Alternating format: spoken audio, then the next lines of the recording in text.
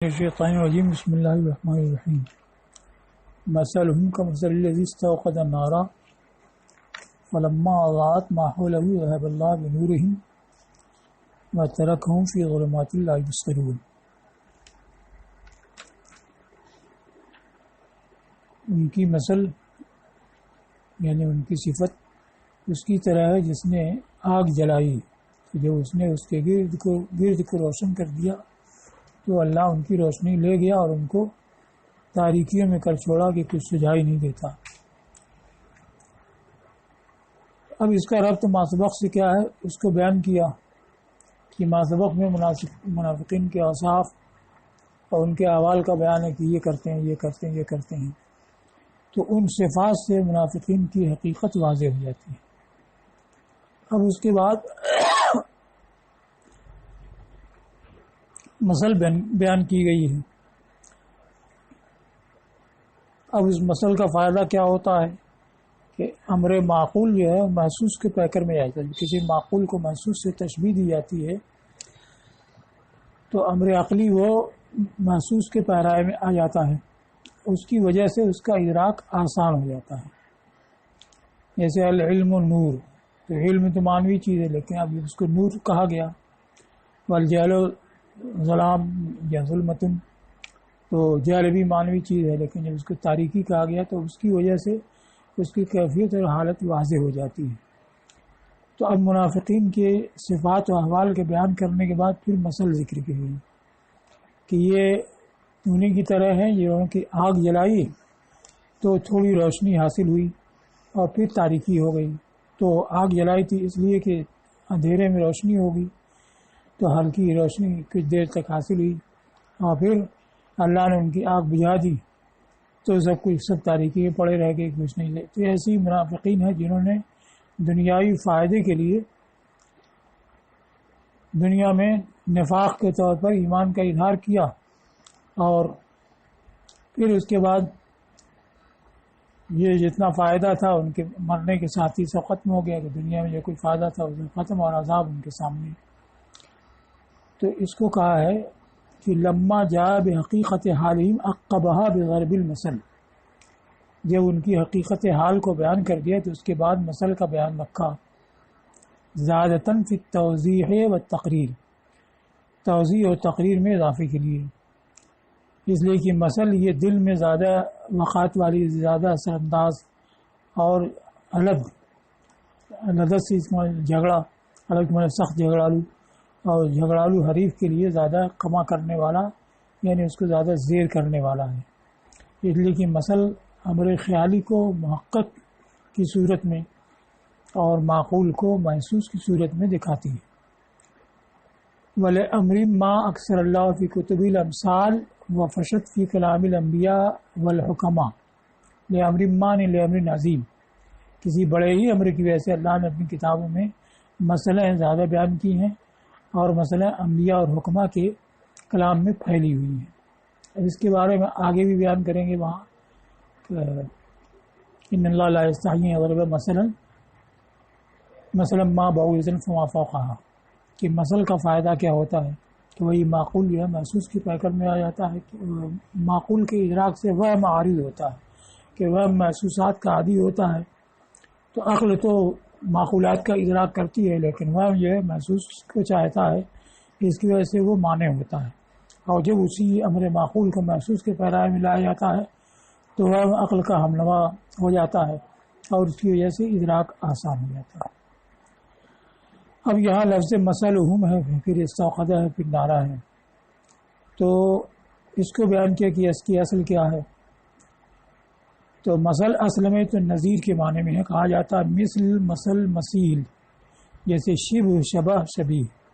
یہ پہلا معنی ہو. ثم قیل، پھر اس کے بعد کہاوت کو کہتے ہیں. تو ثم قیل للقول السائر الممثل مضربہ بموردہ، سارے سیر و سیرن چلنا، تو چلی ہوئی بات یعنی مشہور بات. پھر ایسی بات کو کہا گیا جو چلی ہوئی ہو، جس کے بیان کرنے کی جگہ کو وارد ہونے کی جگہ سے تشبیہ دی گئی ہو. اب جیسے کہ نعمان ابن منذر نے کبھی استعمال کیا، راکہ تقدم رجلا و تؤخر اخرى، کہ میں دیکھتا ہوں کہ تم ایک قدم آگے بڑھاتے اور ایک قدم پیچھے ہٹاتے. تو اب ہر ایسے موقع پر یہ مورد ہوا، یعنی اس کے وارد ہونے کی جگہ ہوئی. پھر ہر ایسے موقع پر جہاں کی کوئی شخص تردد میں مبتلا ہو اور فیصلہ نہ کر پاتا ہو کہ یہ کروں کہ وہ کروں، وہاں اس کو بولا جاتا ہے. ایسی ایک شخص، ایک قبیلے کے ایک شخص نے دوسرے قبیلے کے ایک شخص کو قتل کر دیا. اب اس کے بعد دونوں قبیلے کے لوگ اکٹھا ہوئے کہ قصاص لیا جائے، کہ دیت لی جائے. تو قاتل کے جو قبیلے والے تھے وہ بار بار زور دے رہے تھے کہ دیت لے لی جائے، اور مقتول کے جو قبیلے والے تھے وہ زور دے رہے تھے اس پر کہ قصاص لیا جائے. اب یہی دونوں طرح کی تقریریں چل رہی تھیں. اس درمیان ایک عورت آئی اور اس نے کہا کہ مقتول کے لوگوں نے قاتل کو پا لیا اور اس کو مار ڈالا. تو کسی نے کہا قطعت جہیزۃ قول کل خطیب، کہ جہیزہ نے ہر خطیب کی بات کاٹ دی. یعنی ہر تقریر ہونے کی ضرورت ہی نہیں کہ قصاص ہوگی دیت تو قصاص ہوگی دیت تو کام تمام ہو گیا. تو اب جب کوئی بھی قول فیصل پیش کر دیتا ہے کہ اس کے بعد پھر بحث کی گنجائش نہیں، تو وہی لفظ بولتے ہیں قطعت جہیزۃ قول کل خطیب، چاہے یہ وہاں نہ جہیزہ ہو نہ خطیب ہو نہ خطبہ ہو. تو مورد وہی ہوا کہ جب اس نے آگے بتایا کہ قاتل کو لوگوں نے مار ڈالا، اور مضرب ہر ایسے موقع پر جب اس کو بولا جائے تو ایسے قول کو، قول شاعر کو، مشہور کہاوت کو، جس کے بیان کرنے کی جگہ کو وارد ہونے کی جگہ سے تشبیہ دی گئی ہو. پھر یہ کہا ہے کہ ولا یضرب الا ما فیہ غرابۃ، کہ مثل کے طور پر بیان نہیں کیا جاتا ہے مگر ایسا وہی قول جس کے اندر کوئی غرابت اور ندرت ہو. اب تارا زباب یہ تو نہیں بولا جائے گا مکھی اڑ گئی مچھر آ گیا، بلکہ ایسا ہی کوئی قول جس میں کوئی غرابت اور ندرت ہو. ولذالک حفظ علیہ من التغییر، اسی لیے اس کے اوپر تغییر سے، تبدیلی سے حفاظت کی گئی. جیسا پہلی بار استعمال ہوا ویسے ہی استعمال کیا جاتا ہے. اب جیسے قطعت جہیزہ، کوئی مرد بھی کوئی قول فیصل پیش کرے تو ویسے ہی کہا جائے گا، اور قول کل خطیب وہی بولا جائے گا. تو اب یہ دوسرے معنی سے پھر تیسرا معنی نکلا جو ہے اس کی وجہ بیان کی کہ مثل کے طور پر ایسے ہی قول پیش کیا جاتا ہے جس میں غرابت ندرت ہو اور اس میں تبدیلی سے حفاظت بھی کی جاتی ہے. اب ہر ایسے حال اور قصہ یا صفت کے لیے جس کی کوئی بڑی شان ہو، جس میں ندرت ہو، اس کو مثل کہا گیا. یہ مثل کا تیسرا معنی ہوا. پہلا تو وہی نظیر و شبیہ کے معنی میں، پھر اس کے بعد کہاوت کے معنی میں جس میں ندرت اور غرابت ہوتی ہے. پھر ایسے نادر اور عجیب اور غریب قصے کے لیے، حالت کے لیے، صفت کے لیے کہا گیا. جیسے باری تعالیٰ کے ارشاد مثل الجنت التی وعد المتقون، یعنی اس جنت کی صفت جس کا متقیوں سے وعدہ کیا گیا ہے. اب یہاں مثل نہ نظیر کے معنی میں ہے اور نہ ہی کہاوت کے معنی میں ہے، بلکہ صفت اور حالت کے معنی میں ہے. اور باری تعالیٰ ارشاد وللہ المثل الاعلیٰ، یعنی اللہ ہی کے لیے بلند ترین صفت. تو اب یہاں مثلہم کا کیا معنی لیا گیا ہے؟ مثلہم کا مثل الذی استوقد میں تو وہی کہا کہ والمعنی حالہم العجیبۃ الشان کا حال من استوقد نارا. تو یہاں مثل حالت اور صفت کے معنی میں کہ ان کا عجیب حال اس کے حال کی طرح ہے جس نے آگ جلائی ہو. یہاں تک ہو گیا. اب اس کے بعد آگے جو آ رہا ہے ذہب اللہ بنورہم، تو ہم ضمیر کا مرجع کیا ہے؟ تو ایک تو یہ ہے کہ الذی استوقد نارا، یہ اس کا مرجع ہے. تو اب اس پر یہ سوال ہوتا ہے کہ الذی استوقدت یہ مفرد ہے اور بنورہم میں ہم ضمیر جمع ہے، تو ضمیر جمع مفرد کی طرف کیسے راجع ہوئی؟ دوسرے یہ ہے کہ مثل کا بیان یہیں پورا ہو گیا کہ اس کی طرح جس نے آگ جلائی اور جب آگ نے ان کے اس کے ارد گرد روشن کر دیا، اور لمحہ کا جواب مقدر ہے، انتفاعت نارو، آگ اس کی بجھ گئی.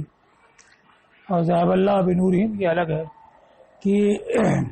منافقین کے حال کو مستوقدین کے حال سے کیوں تشبیہ دی گئی جن کی آگ جلانے کے بعد بجھ گئی. تو وجہ شبہ کا بیان ہے کہ اس طرح سے کہ اللہ نے ان کی روشنی بھی ختم کر دی، کہ منافقین نے تھوڑا فائدہ جو دنیا میں حاصل کیا تھا وہ سب زائل ہو گیا، اور اس حالت میں ہو گئے کہ ان کو تاریکی میں ہے، کچھ سجائی نہیں دیتا ہے۔ تو اس صورت میں تو یہ بنورہم کے ضمیر منافقین کے لیے ہوگی، اور اس کا اس سے کوئی تعلق نہیں ہوگا۔ الذی استوقدہ یہ اس کا مرجع نہیں بنے گا، اور منافقین کے لیے جو ہے تو ان کا ذکر جماعی کے ساتھ آیا ہے تو ہم اس کے مناسب ہی ہے۔ اب اس صورت میں جبکہ یہ الذی استوقدہ سے ہو اور لما آغات کا جواب ہو ذهب اللہ بنورہم، کہ جب آگ نے ان کے ارد گرد روشن کر دیا تو اللہ نے ان کی روشنی ختم کر دی، اسی پر یہ سوال ہوگا کہ ہم تو جمع ہے، الذی استوقدہ کی طرف اس کی ضمیر کیسے راجی ہوئی؟ تو اس کا کئی جواب دیا ہے۔ ایک تو یہ کہ الذی استوقدہ یہ موصول صلہ ہے، اور موصول صلہ سے کبھی جنس بھی مراد ہوتی ہے، جیسے کہ معرب باللام سے جنس مراد ہوتی ہے، تو ویسے ہی جنس مراد ہے، اور جنس میں قلیل و کثیر کا فرق نہیں ہوتا۔ تو یہاں جنس ہونے کی وجہ سے اس کی طرح واحد کی ضمیر لوٹ سکتی ہے، جمع کی ضمیر لوٹ سکتی ہے، اس لیے جمع کی ضمیر لوٹی، یا کہ اس کا ایک موصوف نکالا جائے جو لفظ واحد و معنی جمع ہو، یعنی کا مثل جمعی الذی کا مثل فوج الذی استوقدہ، تو یہ الجمع یا الفوج لفظ واحد ہے تو اس کے لحاظ سے الذی استوقدہ آیا، اور معنی جمع ہے تو اس کے لحاظ سے بنورہم ضمیر جمع اس کی طرف راجع ہوئی۔ اور ایک یہ کہ اصل اس کی ہے جس کو پہلے مصنف نے ذکر کیا ہے کہ مثل الذی استوقدہ جو ہے الذی اصل میں الذین ہے، یعنی کا مثل الذین استوقدہ نارا، تو اس کو کہا ہے کہ الذی الذین کے معنی میں ہے ان جعل مرجع الضمیر فی نورہم، اگر بنورہم کی ضمیر کا مرجع ٹھہرایا جائے، یعنی مرجع نہ ٹھہرائے تو اس کو مفرد ہی رکھیں گے، کیونکہ تشبیہ اور تمثیل میں کوئی ضروری نہیں ہے کہ مفرد کی تشبیہ جو مفرد ہی سے ہو، مفرد کی تشبیہ جماعت سے، جماعت کی تشبیہ مفرد سے ہو سکتی ہے۔ تو جب بنورہم کی ضمیر کا مرجع ٹھہرایا جائے تو یہ الذی الذین کے معنی میں جیسے باری تعالیٰ کے ارشاد وَخُذْتُمْ كَالَّذِي خَاضُوا، کہ تم بحث میں پڑھے جیسے کہ وہ لوگ بحث میں پڑھے، تو کالذین خاضوا ہیں، یہ ایک تفسیر کی بنیاد پر ہے۔ دوسرے کہا کہ خُذْتُمْ خَوْضًا كَالَّذِي خَاضُوا ہو، کہ تم اس معاملے میں پڑھنا ویسا جیسے کہ وہ لوگ پڑھے، تو خوضن كالذی خاضوا ہو تب تو ایسے ہی ہونا چاہیے کہ خوضن کی صفت ہو جائے گا الذی، اس معنی پر کہ کالذین خاضوا کے معنی میں ہے کہ وہ بحث میں پڑھے جیسے کہ وہ لوگ بحث میں پڑھے۔ تو یہاں الذی بمعنی الذین ہے، ویسے ہی کمثل الذی استوقدہ میں الذی بمعنی الذین ہے۔ اب اس پر یہ ہے کہ الذین کی جگہ الذی کیسے آ گیا، جبکہ القائمین کی جگہ القائم نہیں آ سکتا ہے، تو اس کو بیان کیا کہ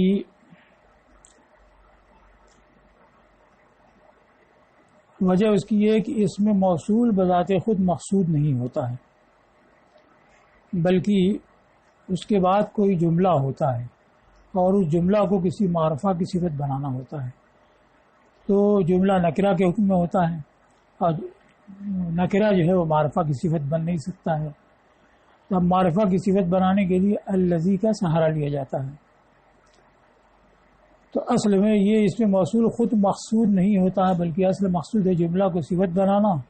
اور معرفہ کی، اور اس کے لیے اس میں موصول کو لایا جاتا ہے، تو یہ خود مقصود نہیں ہوا، اور القائم القائمین میں تو یہ خود مقصود ہے۔ دوسری بات یہ ہے کہ یہ الذی یہ اس میں تام نہیں ہے،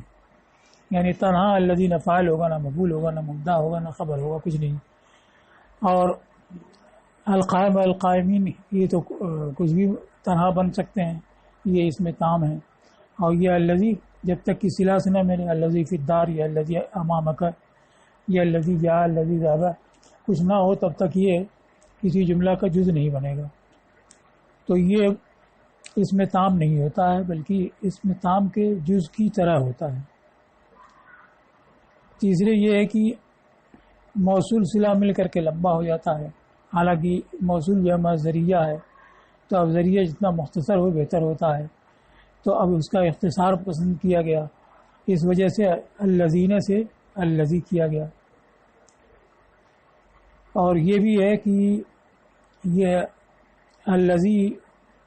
حقیقتاً واحد ہو، اللذان تثنیہ ہو اور الذین جمع ہو، ایسا نہیں ہے۔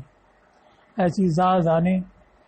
اور اولئکہ یہ حقیقتاً واحد تثنیہ جمع ہو، ایسا نہیں ہے، بلکہ زا ایک لفظ ہے جو واحد کے لیے وضع کیا گیا، زانے ایسا ہے جو دو کے لیے وضع کیا گیا ہے۔ اگر زا کا یہ تثنیہ ہوتا تو زمانے ہوتا، جیسے عصا کا تثنیہ عصوانے ہوتا ہے، رہا کا رحیانے ہوتا ہے، تو زا کو واو سے بدل کر کے پھر بولا جاتا زوانے، مگر ایسا نہیں ہے۔ ایسی اللذانے، الذی کا اگر تثنیہ ہوتا تو اللذیانے ہوتا، اور ایسی الذین اگر الذی کی جمع ہوتا تو اللذون ہوتا، مسلمون مومنون کی طرح واو اور نون کے ساتھ ہوتا ہے، بلکہ یہ مستقل لفظ ہے جو جمع کے لیے وضع کیا گیا ہے، تو یہ مستقل نہیں ہے، بلکہ ذاتی معنی کے لیے ایک لفظ بڑھا دیا گیا۔ تو اب یہ کہا ہے کہ اس میں چونکہ ذریعہ ہوتا ہے اس لیے اس میں تخفیف کی گئی۔ الذی الذین کے معنی میں جیسے باری تعالیٰ کے شرط خصوم کو الذی خاصو میں یہ الذین کے معنی میں لینا اس وقت ہے جبکہ ضمیر بنورہم کی ضمیر کا مرجع ٹھہرایا گیا۔ ایسی آگے جو ہے اور قصدہ بھی جنس المستوقدین اب الفوج الذی استوقد، یہ سب ضرورت کب پڑے گی؟ جب بنورہم کی ضمیر کا مرجع ہو۔ اب یہ جائز ہو گیا، الذین کی جگہ الذی جائز ہو گیا، حالانکہ القائمین کی جگہ القائم جائز نہیں ہے۔ تو جائز کیوں ہوا؟ اس لیے کہ یہ موصول جو ہے وصف سے خود مقصود نہیں ہوتا ہے، بلکہ مقصود وہ جملہ ہوتا ہے جو اس موصول کا صلہ بنتا ہے، اور یہ موصول یہ جملہ سے معرفہ کی صفت لانے کا ذریعہ ہوتا ہے۔ ایک دوسری وجہ کہ موصول جو ہے اس میں تام نہیں ہے، بلکہ اس میں تام کے جز کی طرح ہے کہ موصول تو خود فاعل مفعول وغیرہ بنتا نہیں ہے، کسی اور کے ساتھ ملے گا تبھی فاعل مفعول مدعا وغیرہ بنے گا، تو یہ اس میں تام کی جز کی طرح ہے۔ فحقہ اللہ یجمع ہے، تو جب جز کی طرح ہوا تو اس کا حق یہ ہے کہ اس کی جمع نہ ہو، جیسے کہ اس کے اخوات کی جمع نہیں، من ماں کی جمع نہیں آتی ہے، اور اس کا حق یہ کہ اس میں واحد اور جمع برابر ہوں، اور الذین اس کی جمع سالم نہیں ہے کہ الذی میں تصرف کر کے الذین جمع بنائے گا، ایسا نہیں ہے، کیونکہ اگر ویسا ہوتا تو الذیون جمع آتی،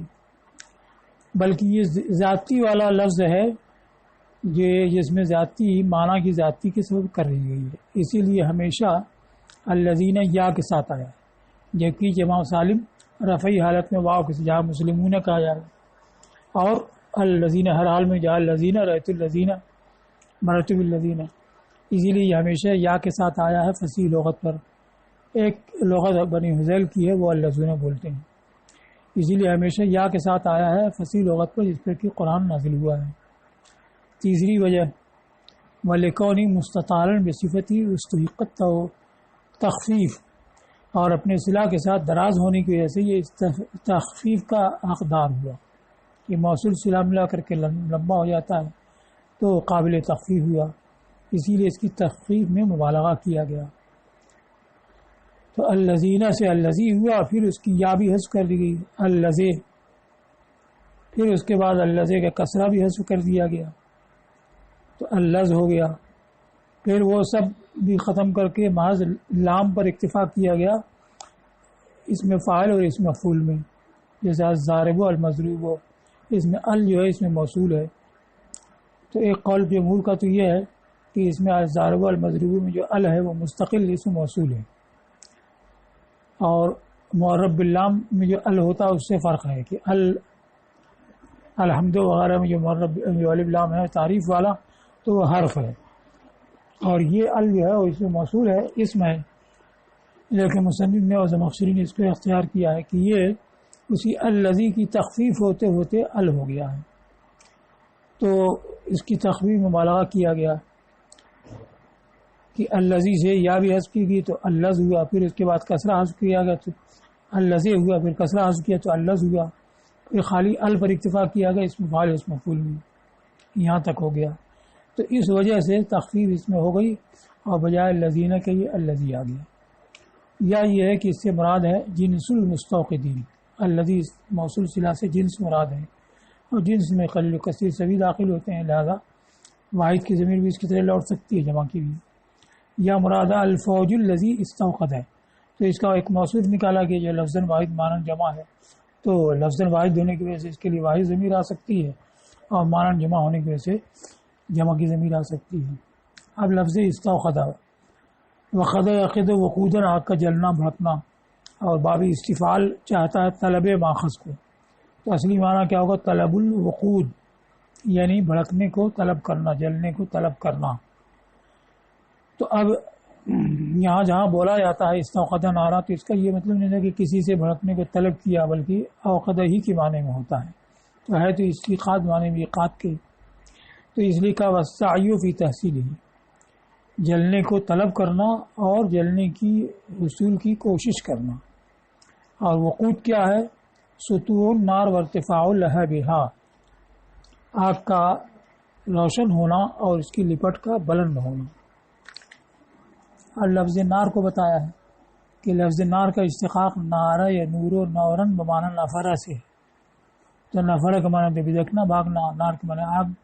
دونوں مناسبت کیا ہے؟ تو کہا لأن فیہا حرکتاً واضطراباً، اس لیے کہ آگ میں حرکت اور اضطراب ہوتا ہے.